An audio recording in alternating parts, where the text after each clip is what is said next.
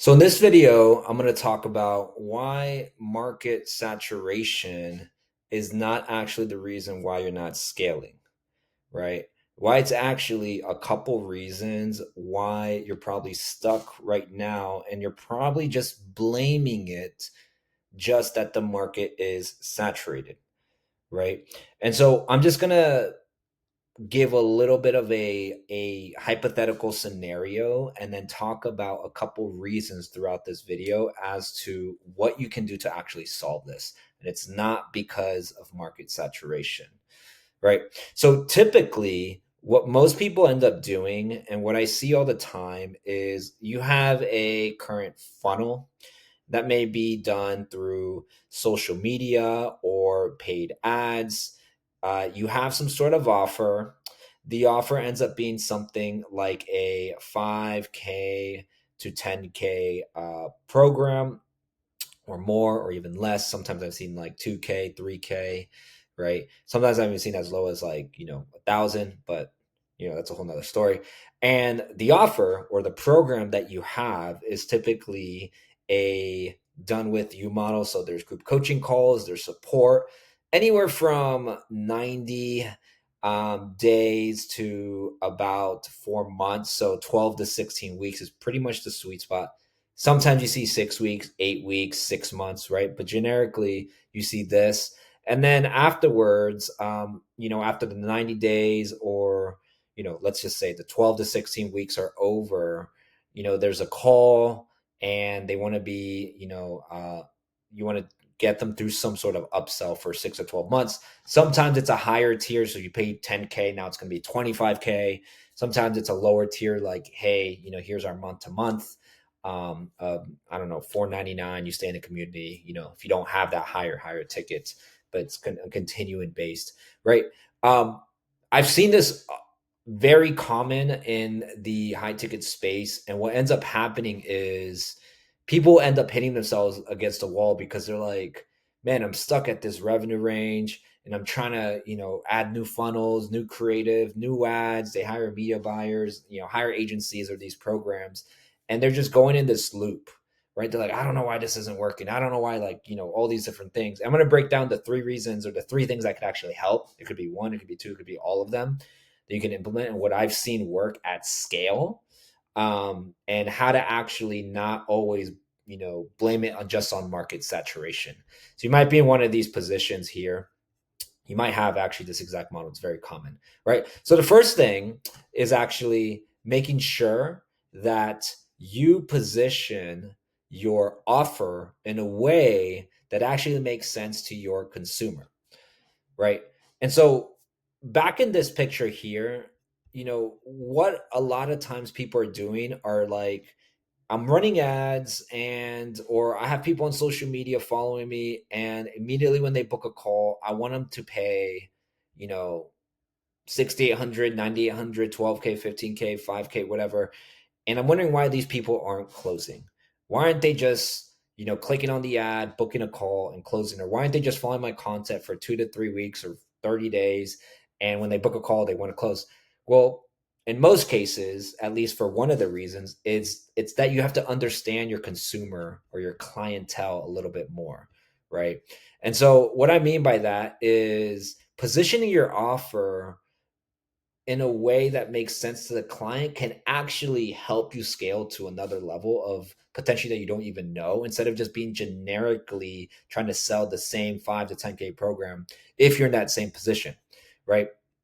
So a lot of times you can have the same offer but position it differently, right? And let me just kind of give a little bit more clarity on that, right? A lot of people have. Let me just go on a little side rant that's going to help with this and to dissect this a little bit more. A lot of people, what they end up doing is they read Hormozi's book on the offers, and then you see the saturation of the guarantees, or we'll pay you $10,000, or we'll work with you for free, or your money back, right? And that is just a lot of fluff that people just don't believe anymore, because it's not results oriented, right? It's being more risk free but not results oriented, right? It's not saying that, hey, I'll put I know I can give you results and I'll show you results, right? It's more of, if we don't, then here's what you get. It's not a, hey, this is the results that you're going to get, and it makes sense to you, right? Not a on the contrary, like, or if you don't get results. And that position is not bad, but it's super, there's a lot of fluff there, and a lot of people don't trust it now because it's been, so it's been too much, positioned in that way. So a lot of times when people look at Hermosi and they look at his success, they also don't look at the type of offers that he was doing that made him successful as well, right? So during Gym Launch, he had a positioning of his challenge, which was free with a deposit for $500. And then he actually got them results and upsold them, right? His 100, I think, $20 million book launch was done in a way where he positioned it as free, with getting free access to this, and then you get these amount of books, right? You're paying for the books to give to other people, which was genius, right? But he still positioned it differently. So what can you do right now with your offer that is slightly different, right? That it's the same, but you're positioning it different by thinking of offering something that's free, something that you're offering as a trial, something as a challenge, maybe a low ticket in the beginning, where it makes sense for them to get some sort of result first, and they build trust with you because of that, right? Because the biggest reason that this isn't working, right, is because they don't trust you, right? And the same type of guarantee that everybody's doing of, oh, well, we'll give you your money back, or we'll pay you $10,000. Again, the perception of that type of offer is saying, if I fail, this is what I'm going to get. It's not saying, hey, we're going to put ourselves on the line and show you results first. And then once you get results, then you can work with us for a higher ticket, right? You see the difference there? You see the difference of the perception of more of a, if we fail, we'll give you this type of guarantee, versus we can actually prove it to you first, and then you can actually pay us afterwards, right? And that's what a lot of Alex Hormozi's success with the Gym Launch did, which he implements a lot with his offers as well, to at least help that type of way of how he, you know, buys those companies and consults them, so on and so forth, right? So think of a way right now of what can you do if you have a $5,000 product or a service. What can you do to position it free, position it trial, position it with a challenge, position it where you lower the price for a small, subset of your program, and then they get results first, and then you upsell them, right? So that has to do a lot with brainstorming on your end as you're watching this. But a lot of those things can help just by making that small tweak, because the positioning it is different. It positions it in a way where the consumer says, hey, I can trust this person because I'm getting results first, and then I'll pay afterwards. And then if you're really results oriented, if you have that 12-week or that 16-week or that, 90 or 120-day type of program, if it's 90 days, what are you doing on, well, if it's, let's just say this, if it's 12 weeks, what are you doing on week 6 or week 8 after you get them more results, and then you upsell them to the next program, right? So a lot of this, when you think of it, it's positioning this, but then how do you get results first? And how do you also get, and he says this a lot too, but I think when people have read it or heard this, it kind of just flies over their head. They're not thinking about results first. They're thinking about, how can I just get the best guarantee out there that makes quote unquote sense? Results first, results quickly, to pay afterwards, and also upsell before they finish a program, right?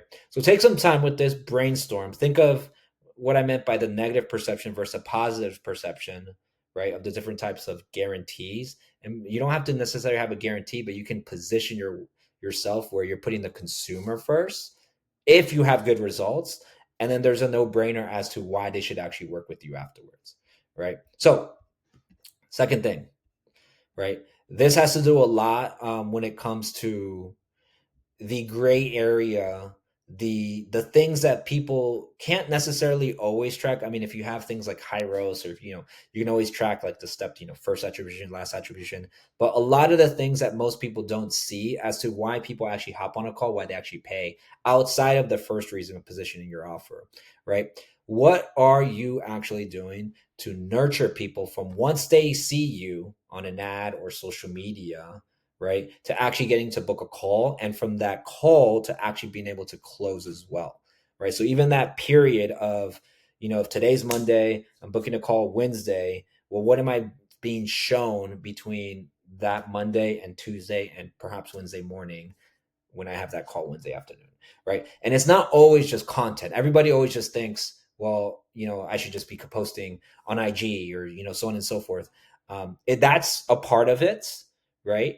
But there's a lot of other things that you can do. And a lot of big agencies actually do this as well to also help lower or increase show rates, lower the objections, and increase close rates, obviously, right? So retargeting videos are actually super powerful, and not just retargeting videos, but just retargeting ads as well, right? And so the reason retargeting videos are super powerful, and you can do this with 1,000 followers, you can do this with 100,000 followers, you can do this if you don't even have a social media following and you're strictly just actually just running paid ads in whatever social media platform, right? In this case we talk a lot about Meta because that's typically somewhere where most people run ads. So I'm going to talk specifically Meta, right? Or Facebook ads or Instagram ads, right? But wherever you're running ads or whatever social media platform that you have, when it comes to Meta, Facebook, and Instagram, retargeting videos and or retargeting ads are super powerful, and you can literally create a custom audience of your 1,000 followers or the 50 to 100 to $500 a day of ads that you ran the past 7 days or 30 days, right? You can create that custom audience and run specific types of videos that I believe are super helpful to actually increase close rate, decrease show rate, but actually make sure that people are nurtured to want to book a call and buy from you, right? So a couple of videos that are super helpful. You can create one of each, three of each, five of each, right? And you can do this on ChatGPT, right? Super simple. Is what are some FAQs that they typically have about your program, right? That they may have that may make them want to be resistant to actually booking a call or actually trusting you, right? So how long is your program? What is the price of your program? You don't have to disclose that, but you can give kind of some sort of way to to answer that on the video, dependent on what you're looking for the goal. Why does your program work better than others? I've tried other programs similar to yours. Why would it work for me now? um, do I need this program forever? And I just came out with some of those questions at the top of my head. Even those 5 videos, if you create a 60-second or 90-second reel, literally just putting your phone out there, it doesn't have to be super video edited, right? Answering those questions can help a lot with that 30-day custom audience of your social media, people follow you on Instagram or Facebook, or your Facebook page, and also the people that you're running ads to the past 30 days, right? Because people have those questions, but you don't necessarily know that they have those. But if you just put those out at just $5 to $10 a day, it can do a lot of that data that you may not know that actually helps people. Other videos could be value videos, right? So 3 tips to reach XYZ, 3 tips why this doesn't actually help you. The number one reason why you believe this is the case, but it actually isn't. Um, Even things like testimonials, right? That can be valuable, right? Here's how I got to reach, Jenna to reach, XYZ goal in 90 days, so on and so forth. That can be super helpful. Yeah, it could just be straight up, videos, and you can have a call to action if you want to. And objections, right? Objections and FAQs can be similar, right? But an objection could be something along the lines of like, I don't have enough finances to invest into this. What should I do? I don't believe this will work for me. How will I know this will work for me? I don't really trust, people online, right? Again, all this stuff you can chat GPT, but if you simply just, and let me just give you a little criteria to help you out: 3 FAQ videos, 3 value videos, 3 objection videos, or 2 or 3 of each at $5 a day. Say you have a total of let's say 68. That can do wonders, right? For just $20 to $30 a day or $15 a day, whatever budget you want to put. You're retargeting and you're putting those videos. And instead of just content where you're relying on the algorithm, the difference here is you're actually forcing Meta to spend money for people to actually watch these videos. And it could be a simple video views campaign, right? At $5 to $10, right? And you can just make sure that you're sending these videos, and that can actually help from a lead who's a prospect to actually booking a call, and then also from booking a call to close, right? A lot of things you can do as well, just to kind of give some bonus tips. A lot of people use this as well when they have call funnels or they're running ads, is you can actually have a, let's say, like a 7-day window where you kind of push this to people who just landed on your thank you page to book a call, and it could be different style videos or different FAQ value objections that they need, that you see that are the most common objections on the back end, right? Or the value that they feel like they don't have, or the FAQs that they have, and just put that in a 7-day window. And then now you're just forcing Meta to spend on those people who actually in the past 7 days, or you can put 3 to 5 days, who booked a call in on that thank you page. And now that can help a lot with the show up rate, the close rates, decrease objections, and all that as well, right? Now you can do other things. That's why I added ads here. You can do other things. And guys, the reason I'm saying this is because I'm just trying to think like the consumer. I'm just trying to think, if I was a consumer and if I was in their shoes, what would I actually want to see? What would I have to actually want to see before I actually trust somebody and actually pull out my wallet and want to pay them for their program that's going to cost me 5K, 10K, 20K, right? And essentially, that's all I'm adding here, and why it's not technically market saturation. It's a lot of these little things that can help, right? You can do other things. You can simply do IGDM ads to your 30-day custom audience from anybody who follows you, anybody who's clicked on your ad, engaged with your ad, right?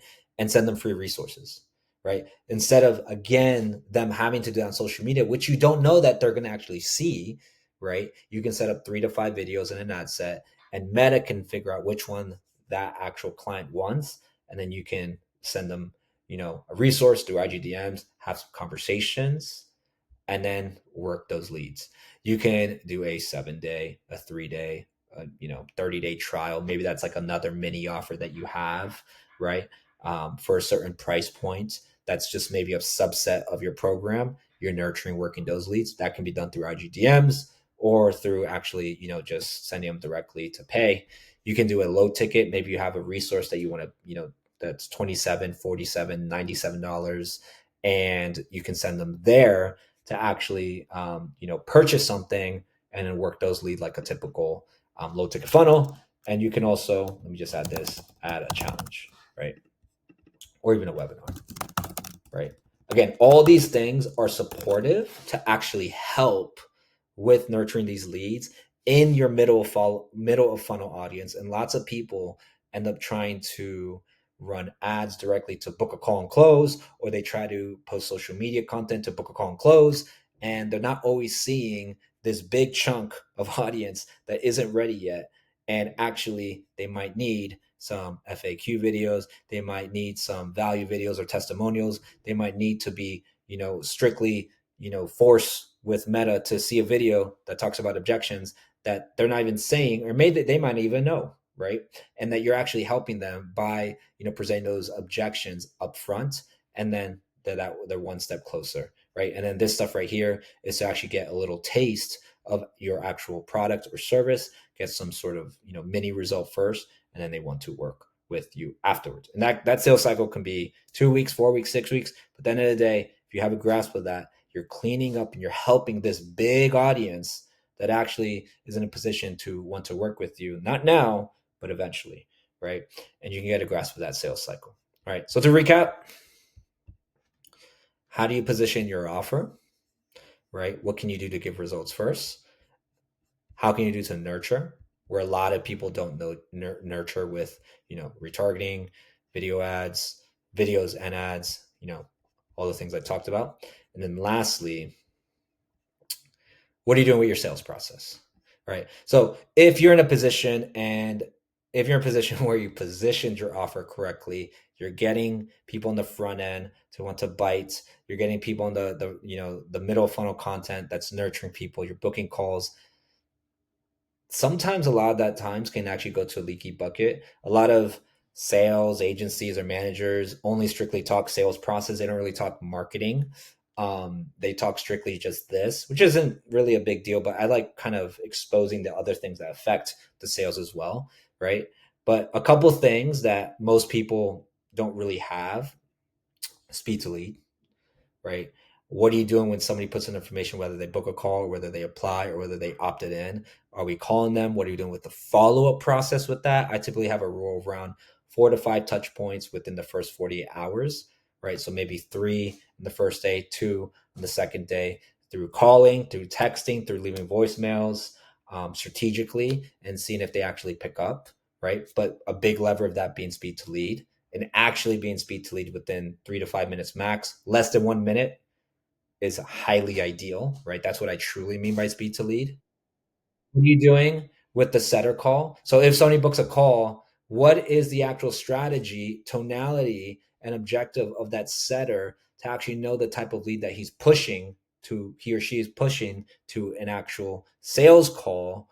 Or are we just getting that setter to just push as many calls as possible? Then the closer's like, dude, like all these leads are broke or they're not ready, and the setter is like, well, I'm just, my KPI is just to book 5 calls per day, right? What's the system that you're using, the script, the process, the KPIs, the meaningful conversations? What are you doing to oversee the setter call, or if you're doing that yourself, or have one setter or 2 setters or 5 setters to actually make sure that they're being pushed correctly on a setter call so that they're ready on a closer call, not just pushing for calls, right?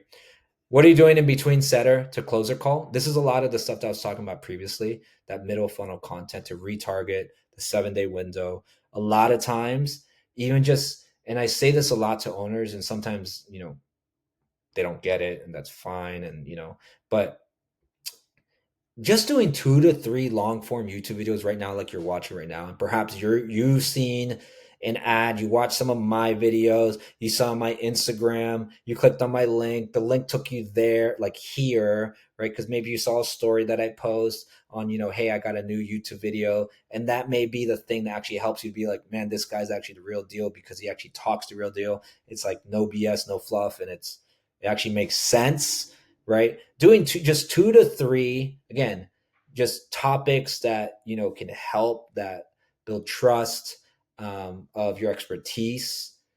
2 to 3 videos, 10 to 15 minutes, 20 minutes, whatever the case is. Doesn't have to be fancy. It could be something like this. I literally pull up a Miro board, and I just pull up Loom, and I just record it, and I just upload it, and I have the team to create a thumbnail and like, it's not that big of it. It's not hard. It doesn't have to be super viral. It just has to be something that is long form that can help and actually nurture people, because they're listening to you, they're researching you, they're looking at all your socials, not just from the ad that, they don't just click on an ad and then book a call and they're like, okay, yeah, I trust you. They're researching you. They're looking you up on Google, they're looking up on Instagram, socials, YouTube, and that actually is a big lever of show rate, close rate, and objections that a lot of people don't even talk about. Right? Rant over. And then what are you doing with the handling sales process for the closing, right? So if you got this, the speed to lead and the follow-ups, you have the setter call, done correctly, you got people to show up because they're nurtured through middle funnel content like YouTube content, and also that 7-day window. What are you doing with the handling the sales process for closing? And what I mean by that is, this is more of the biggest light that I want to shed on this, is you don't always, well, 2 things, right? Closing styles is different for every offer, their avatar, the industry, the price point, the funnel, even in the offer, right? But how are you handling the sales process and not always shove a sale down their throat, but understanding where they're at, right? Might be a 2-step call. And that might be the way you scale to your first 100K, 500K, 7-figure month, right? With 2-step calls. Or it might be that you need to make it a 1-step call, because then they're just going to run away, right? But what is the process of how you're actually handling the sales for closing to make sure that they actually close? In most cases, what I'm trying to shed a light on is that it might not always just be forcing them on just a 1-call close. Sometimes it might be a 2-call close, and that's okay. That's okay if you have to work the lead and they still have maybe some trust, some skepticism. But if you have that process down with the right tonality, the right questions, the right way that you present the pitch, but more so at the end, that you understand where they're at, and it could be a 2-call close. In most cases, that might be okay, and the owner typically doesn't like that. but that might be something that should be scalable in the long term. Because again, you're understanding the consumer first based on their trust, their skepticism, the videos that they need to watch, the nurturing process that needs to happen, and also how to handle the sales process for closing, right? And if you do that from the very beginning, right, from positioning your offer that makes sense to them, nurturing them to actually make more sense, and then this is more cleaning up the back end of the sales process. But at the last step, you still understand them, right? Because we're all human and they're human, right? We're not just a savage sales team or savage closer. Then you'll find more closes efficiently without trying to try harder always. And you'll probably be a little bit more surprised than you actually think, right? That is all for today. And I'll see you on the next one.